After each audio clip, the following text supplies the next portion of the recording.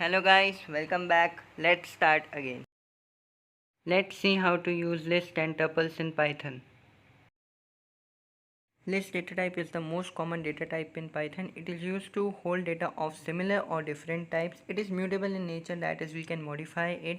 The indexing always starts from 0. Data can be of any type, float, integer or anything. To access any value in list, we can use the square brackets with the index number. You can see the syntax on the screen.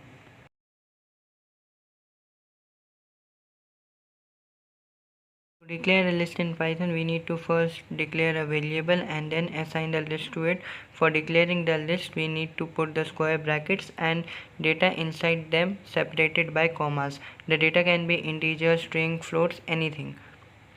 So we have now successfully declared a list in Python.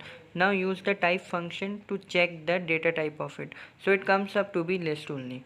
To get the values from the list, we need to first write the list name and then put a square bracket, and then we need to mention the index number in that. So for getting the first data stored in the list, we need to put index equals to 0.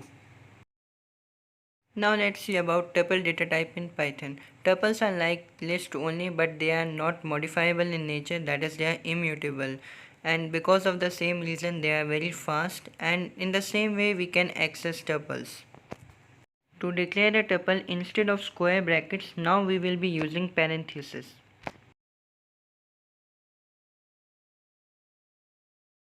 Now we will first declare a tuple using the parentheses, and the values will be separated by commas as same as in case of list.